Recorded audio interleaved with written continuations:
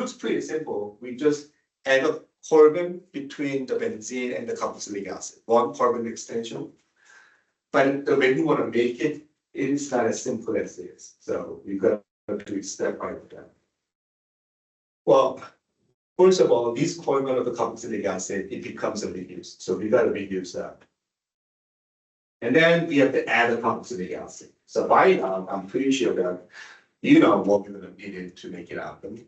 That carboxylic acid can come from nitrile hydrolyzed, right? When you nitrile hydrolyze, you get the carboxylic acid right there. So you need to add a CN at that positions, but it's not there yet. So we have to basically prepare these things to make it happen. This is basically getting for the hydrolysis of the nitrate acidic conditions. You know, nitrile has a lone pair of nitrogens. If you strong acid, heat it up, then some portion total maybe there, that water makes an attack there, then you get these forms. Total transfer, this goes there, easy. Then that's basically carbonyl, that can be attacked by another water. Then it makes an amine here, total transfer, this one goes there. Then one of these oxygen lone pairs comes in, make a double bonds, and they kick the amines out, then you get the carboxylic acid. So these are the mechanisms of the hydrolyzing nitrile in the acidic conditions. You've seen in the basic condition before. I'm sorry. These are something that if you're interested in, that doesn't matter whether you know it or not. Nitrile can be a hydrolyzed to carboxylic acid. But you need to make this bond. So we need to have some leading groups there. So if you've got alkyl chloride, alkyl bromide, then you can easily do the SN2 reaction with a nitrile cyanide. That must be coming from this, not directly, that probably alcohol. If you reduce the carboxylic acid, then you get the alcohol. We talked about the mechanisms before, so I'm not going to talk about it. But carboxylic acid reduction with the lithium hydride, you get the primary alcohol. Replace the alcohol, the chloride by the diamine chloride, or PCO3. React with the CN, cyanide, you get the nitrile there, hydrolyze that, you get the carboxylic acid. This is just one of the ways. There might be other ways possible. Now you see there's many answers. It's just one way. Sometimes very simple transformation takes a lot of steps because there's no easy way to do it. This is my favorite question. And this is a very difficult one.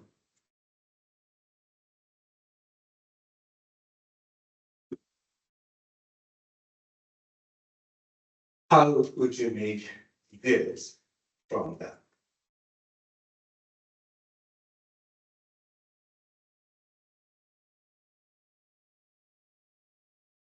It makes a cyclic forms, first of all.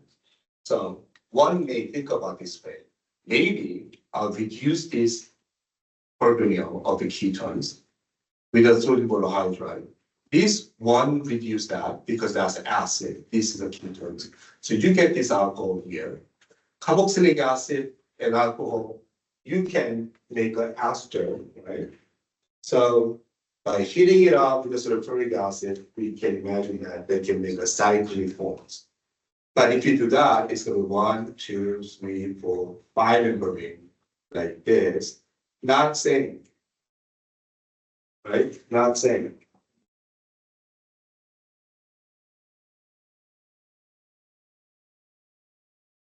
Solving this question should start from recognizing this. What is that? That is acetal. Okay. More precisely, hemiacetal. Hemiacetals made from alcohol and an aldehyde. This is an alcohol, that's an aldehyde. This oxygen kick this and then opens it up, that's this. So if you're not associated, this oxygen of the alcohol is that one. This carbonyl oxygen of an aldehyde is that one. This is an acetal. happy acetone. So in order to make this, we need to alcohol here and an aldehyde there.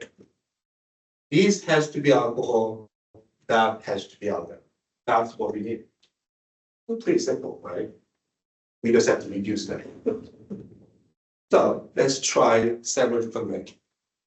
Sodium borohydride, you know these things.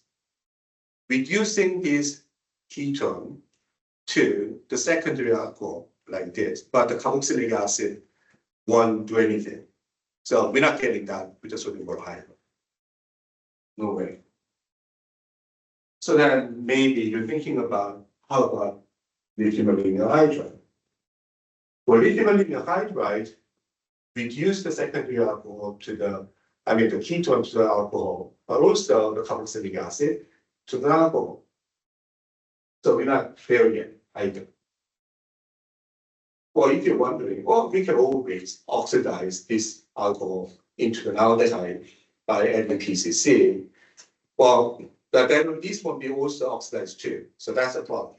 You get an aldehyde here, but this will go back to the ketones. So it's kind of a dilemma there. If we always want to change the one thing, you have to change it at the same time. It's kind of a dilemma there. And then you remember that we have been learning the protecting group of the ketones and aldehyde.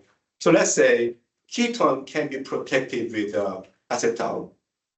You make an acetal right there. So you can reduce the carboxylic acid into the aldehyde, which is what you can do. Let's say you using lithium hydride, completely reduce that to the primary alcohol, that get oxidized with the PCC, you get the aldehyde. But the thing is that when you break it up, you get the ketone and then aldehyde, not an alcohol with an aldehyde. If you're wondering, then what else is sodium borohydride? Then you'll reduce that at the same time you reduce that one.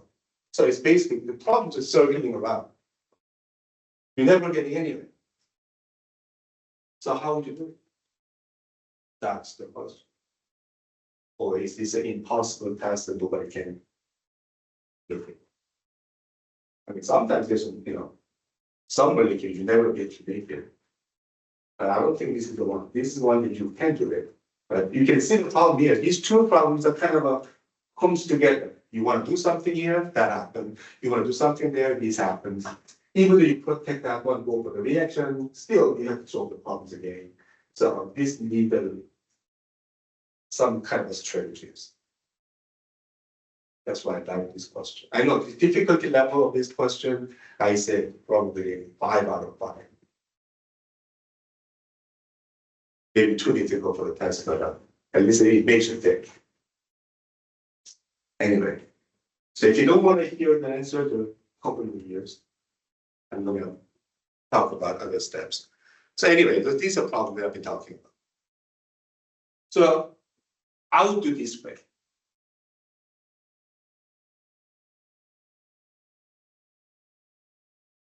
This is what we just talked about. Once you reduce that, we can have alcohol and ketones and aldehyde, right? We got the ketone and aldehyde. There are different reactivity. Which ones are more reactive between the ketone and aldehyde? Which one do you think is more reactive? For here. Aldehyde is more reactive than ketones. So let's say you are making acetal with the ketones and aldehyde present together. Then the aldehyde will be reacting first. So you get the acetal prepared with an aldehyde. Ketones are there.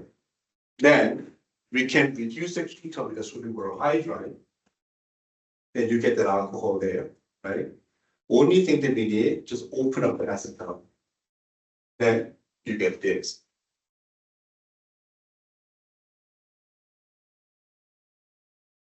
So this is kind of I'm not using special reagents. I'm using the same reagent but different order, right? So this is kind of called the strategies.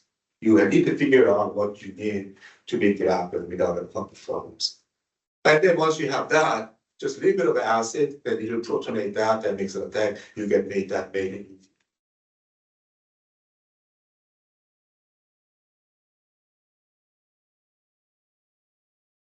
They'll take long steps, right? It's a one step, first step, complete reduction to the alcohol. Second step, you make an aldehyde and ketones. So that one just, comes along. And then we make an acetal there and then reduce that one and opens it up. And then there are shorter ways to take it out. How can we do it easier?